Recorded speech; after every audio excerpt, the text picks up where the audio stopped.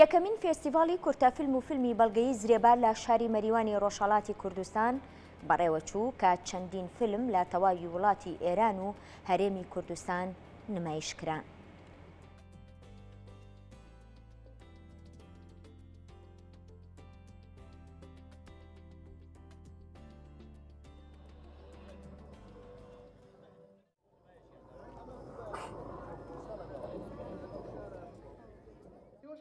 ئەوە شکستە نییە کارتز؟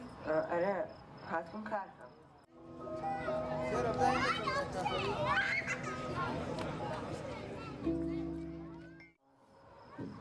ئەم کارە خەتەرناکە، خەتەرە، تۆ ناوێت بستن تۆ ناوێت. ئێمە فەراخانی جەشوارەمان کەدا زۆر فیلمی باش هات لە ناو جەشنوارەکەەوە، زۆر کەس لە فیلمسازە باشەکانی ئێران فیلمیان نردبۆمان و ئێمە بینیمان بەڕاستی فیلمەکان زۆر فیلمایەکی باکەیفێت بوون، زۆر فیلمایەکی پرفێکت بوون. ئێمە مەجبور بووین کە بڕێکیان بەرحاڵ انتخاب بکەن و بڕێکیان انتخاب نەکەین. ئێمە هاتین 75 کارمان هەڵبژارد بۆ بەشی مسابقە و ئیسەش لە خزمەتیانین.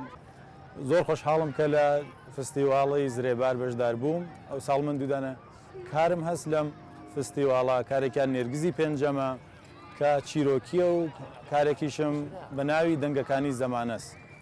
دەنگەکانی زەمانە توانیوێ لە فستیواڵەکانی نێودەوڵەتیە هەڵبژێر بکرێت، وەکو دهۆک سلێمانی یا لە ویلیامێری ئیتالیا، لە فرانسیسکۆ، هەروەها نێرگزی پێنجمیش لە کۆبانی بووە باشترین کورتە فیلم و لە چەند جەشنوارەی دیکەی شایمە هەر بەشدار بووبووینە. بۆ قسەکردنی زیاتر دەربارەی بەڕێوەچوونی ئەم فستیڤاڵە و فیلمەکان ڕاستەوخۆ لە مەریوانی ڕۆژهەڵاتەوە هونەرمەند و دادوەری فێستیڤاڵ ئەحمەد مەحموودمان لەگەڵا. کاک ئەحمەد سڵاو لێبێ.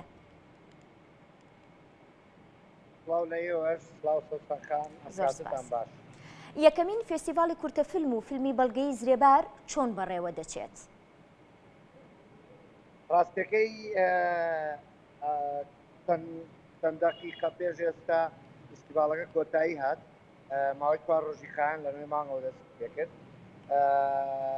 بێکمان یەکەمین جارە لە شاری مەریوانە فستیڤاڵێک کارێکی کوردی پێی هەستێ لە ئێرانە، پێشتر لە سنە ڕوویداوە، بەڵام بۆ مەریوان یەکەم جار بوو و بەڕاستی تواناکانیان لە ئاستێکی باشە توانیان کۆنتترۆلی کارەکان بکەن و هاتنە ناو گیشەکانەوە و باشی فستیڤاڵێکیان پێشکەش کرد کە نزیکەی 72 فیلم بەشدار بووتیایە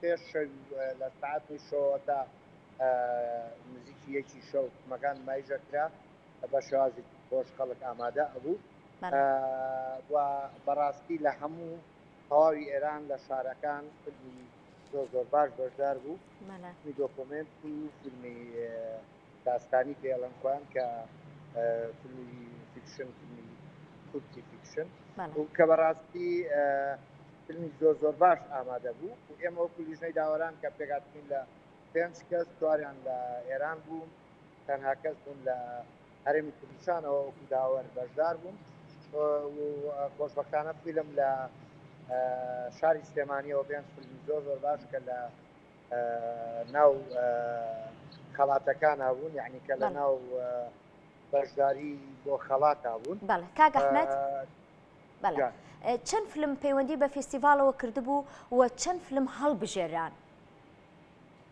بێگومان کارم پێ 75 فیلم لە ناو فستیڤاڵە بوو، بەڵام ئێمە وەکو لیژنەی داوەران 25 فیلم هەڵسەنگاندنیان بۆ کرا لە بەشی کورتە فیلم، 9 فیلمیش بەشی مستەنەد بڵێن بەڵگەنامەیی، 9 فیلمیش بەشدار بوو لە هەڵسەنگاندن. خۆی فیلمەکانی کە لە بەردەمی ئێمە یابوون بۆ هەڵسەنگاندن 24 فیلم بوو بە دۆکۆمنت و بە فیلمی کورد، 5 فیلمیش لە هەرێمی کوردستان لە کۆی ئەو 34 فیلمە بەشدار. کێن ئەوانەی کە بوونە خاوەنی خەڵات؟ لە بەشی دۆکۆمنت خەڵاتی بابەت درا بە فیلمێک ناوی سەد بوو، ئەو فیلمە و جگە لەوە فیلمێک لە دۆکۆمنت کامێرای بێت ئەزەرسون و باشترین فیلمی دۆکۆمنت بوو بێگومان مۆنتاژیش بە هەمان شێوە بۆ فیلمی کاکیرەز بۆی و لە بەشی دۆکۆمنتیش بە هەمان شێوە خەڵاتەکان دابش لە بەشی فیلمی کورتیش خەڵاتەکان دابش کرا خەڵاتی باشترینی داوەران درا بە بۆ ناوەڕۆک درا بە فیلمی کیبا لە بەڕێوەبەرایەتی ڕۆژهەڵاتی سلێمانی هەروەها خەڵاتی عقاب درا بە باشترین فیلم وەکو فیلم وەکو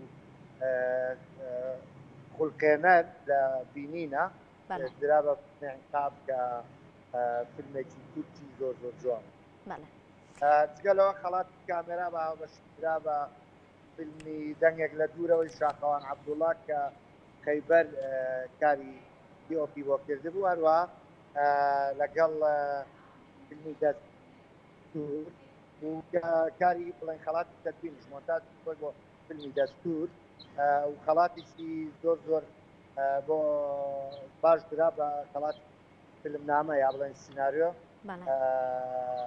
کە فیلمێک بوو لە شاری مەریوانەوە کە فیلمێک زۆر زۆر جوان بوو هەنگاو فیلمەکە فیلمێکی کورتی جوان بوو باز لە کێشەیەکی جوانی ئاگاداربوون لە مناڵە کرد کە بەڕاستی ناوڕێکی جوانی دەستان خۆش بێ بەگشتیەوە بەو شێوەیە بەڕێوەتی خەڵات ڕێزێنانیش درا بە چەند کەسێک لە ناو فستیڤاڵەکە هەم بە خەڵات تایبەتی دیسەی داوەرانیش درا بەتەن کەسێک بە مناڵێکی بارەمەند کە نواندنیە کرد بە کاک بەرهەم تەیب لە سلێمانی کە کاری بۆ فیلمی دەنگێک لە دوورەوە کردبوو و چەندین خەڵاتی تایبەتیش بە ڕەحمی دەبێت بە چەند هونەرمەندێکی کۆچ کردو باش.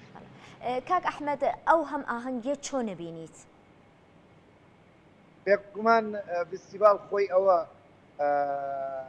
مەبەستەکەیەتی کە بەشداربوونی خەڵک لە ناویە پردێک دروستەکە بۆ گۆڕینەوەی هەموو ڕوئیاکان بیرروڕاکان شێوازی کارکردن بێگومان ئەمەجیە کە دروست بوو شتێکی زۆر زۆر باشە یەکەم هەنگاویشە و ئێمە ژۆ تەجروبەی خۆمان لە باڵەکانە زۆر هاوکاریانەبین بەڕاستی یەکەم کاریان بوو بەڵام ئیتر بەڵندراوە کە هەم بەڕێبەرایەتی ڕۆشنبیری وەکو بەشی نەما هاوکاریان بن هەم ئەوانیش لەگەڵ ئێمەیە هاوکاری بکەن بۆ کاری هاوبەش و ئینشاءڵڵا بەرەو پێشە تێم فستیڤاڵە و مێدبەخشە بەڕاستی کە فستیڤاڵێکی کوردی لە شارێکی وەکو مەریوان بەم شێوەیە بەڕێوە کاک ئەحمەد سوپاس بۆ زانیاریەکانت هیوای سەرکەوتنتان بۆ خوازم.